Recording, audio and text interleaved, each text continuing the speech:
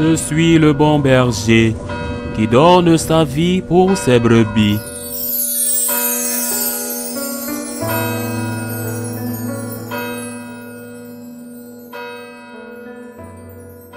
En ce temps-là, Jésus disait à ses disciples, « Vous le savez bien, si le maître de maison avait su à quelle heure le voleur viendrait, il n'aurait pas laissé percer le mur de sa maison.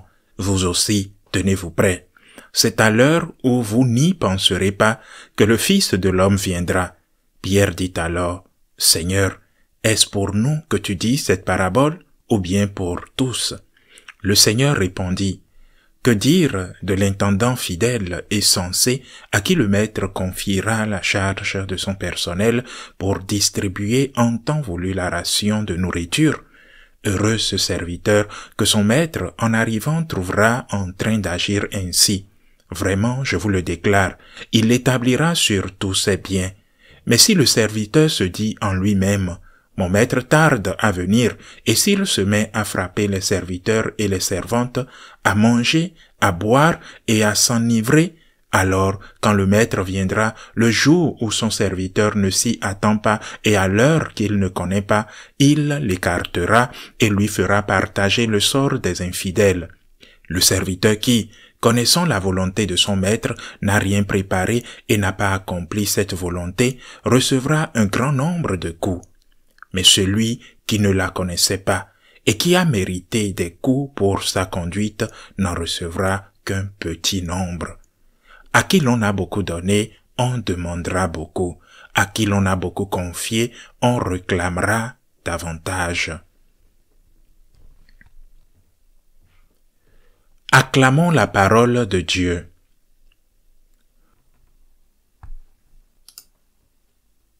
Ce passage de l'évangile de Saint Luc s'adresse à tous, chers frères et sœurs.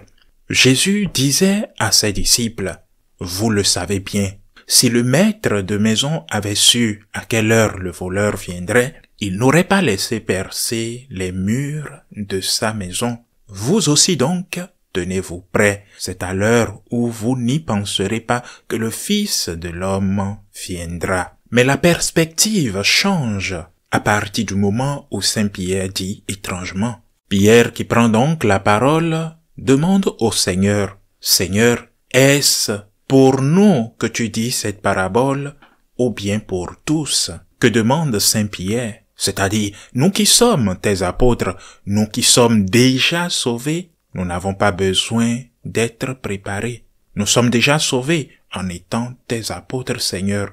Nous sommes déjà sauvés en étant tes disciples. Ce n'était peut-être pas exactement l'intention de Saint Pierre, mais c'est ce que nous pouvons comprendre.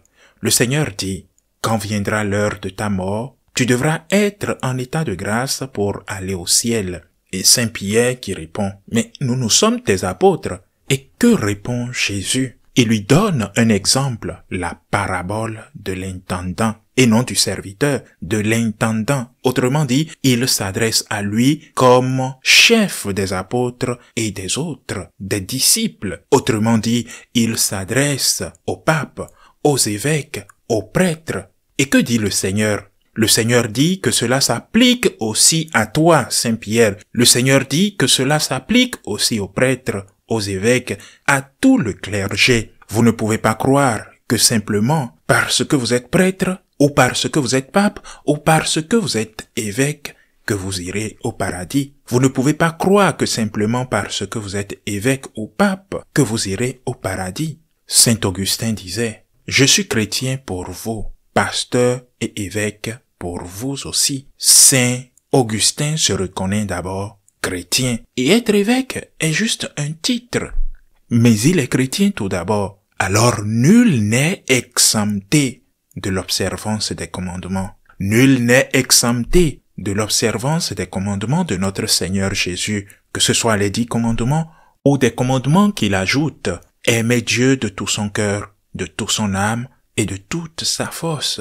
Et le second, aimer son prochain comme soi-même. Souvent dans la vie des hommes politiques, on a l'impression qu'ils font des lois pour les autres, mais que ces lois ne les affectent pas. Et c'est là que naissent les cas de corruption. Ils sont extrêmement stricts envers un contribuable qui a commis une infraction fiscale mineure, peut-être même sans s'en rendre compte, extrêmement stricte, mais eux, en revanche, sont corrompus. Ils collectent de l'argent sans le déclarer. Ils détiennent, non pas tous, mais de très grosses sommes d'argent dans les banques étrangères. Ils surveillent de près les agissements de telle ou telle personne, sauf s'il s'agit bien sûr de leurs amis auxquels ils n'infligent aucune sanction quand ils sont en infraction.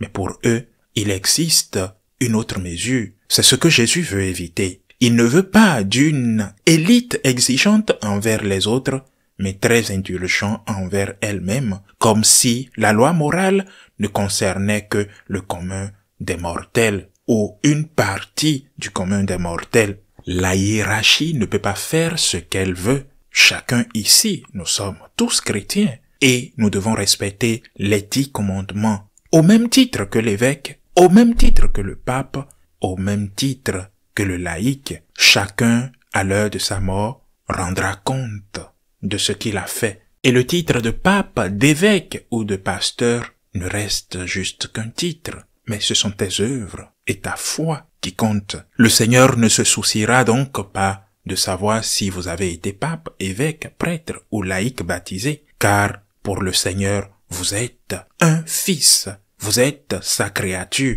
quels que soient les titres que vous avez accumulés ou des médailles que vous portez autour du cou. À l'heure de la mort, il demandera à l'évêque la même chose qu'au fidèle laïc. J'ai faim, m'as-tu nourri? J'ai eu soif, m'as-tu donné à boire? J'étais nu, m'as-tu vesti? Il ne demandera pas quel titre avais-tu? Alors cette loi s'applique à tous. La loi morale naturelle s'applique à tous et l'une ne peut s'imaginer davantage de choses qu'il lui soit permis à lui en fonction de son rang social ou en fonction de son rang dans l'Église. Jésus conclut cet enseignement par ces derniers mots, les derniers mots de ce passage de l'Évangile de Saint Luc. À qui l'on a beaucoup donné, on demandera beaucoup. À qui l'on a beaucoup confié, on réclamera davantage. Ce sont des paroles justes, ce sont des paroles de notre Seigneur Jésus-Christ. Évidemment, elles sont justes, mais elles sont également redoutables. Et pourquoi? Parce qu'il dit à Saint Pierre, aux apôtres, à leurs successeurs, les évêques, les prêtres, on vous a beaucoup donné, on vous demandera davantage.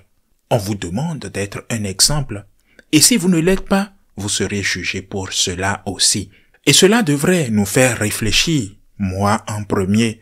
Mais cela ne s'applique pas seulement aux pasteurs, ni seulement à moi. Cela s'applique à tout le monde. Qu'est-ce que Dieu vous a donné? Dieu vous a-t-il donné quelque chose? Beaucoup pensent sûrement qu'ils ont eu tout, qu'ils ont tout gagné par leur mérite. En réalité, toute la vie est un don. Vous êtes né dans une famille et non pas dans l'autre. Aviez-vous eu plus le droit à cela que votre prochain? Aviez-vous eu plus le droit d'être né dans une bonne famille, d'être né dans une famille riche que votre prochain? Avez-vous eu le droit d'être avec de bons parents, des parents responsables que l'autre qui n'a pas eu cette chance? Avez-vous eu droit de naître dans un pays où il n'y a pas la guerre ni la famine que votre frère qui vit chaque jour dans la terreur? Avez-vous eu le droit de naître en Espagne et que l'autre naisse en Afrique ou au Nigeria? Avez-vous eu le droit? Avez-vous eu le droit de recevoir une intelligence et pas l'autre? Avez-vous eu le droit de recevoir cette santé que vous avez, cette santé que vous avez qui vous permet de bouger et que l'autre, non? Avez-vous eu le droit de rencontrer telle ou telle personne dans votre vie qui vous a aidé à réussir? Avez-vous eu ce droit? Avez-vous eu le droit de trouver le meilleur travail du monde, de gagner bien votre vie, d'avoir des enfants merveilleux? Avez-vous eu ce droit? Vous n'auriez pas eu probablement la meilleure santé du monde, ni le meilleur travail du monde, ni la meilleure famille du monde, ni le beau pays du monde, si cela n'était pas un don du Seigneur. Regardez à côté de vous, comparez-vous aux pauvres, vous verrez que tout est don de Dieu. Et que chaque jour que Dieu vous donne de respirer, vous devrez lui dire « Merci Seigneur ». Regardez ce que vous avez déjà, en commençant par votre foi. Avez-vous eu le droit d'avoir foi en Dieu, de croire en l'existence de la vie éternelle? Tout est don, chers frères et sœurs. C'est Dieu qui donne. Vous n'avez rien fait. Vous avez collaboré probablement, mais moins d'1%. C'est Dieu qui donne. C'est Dieu qui fait tout dans votre vie. Regardez ce que vous avez et méditez sur ce dicton.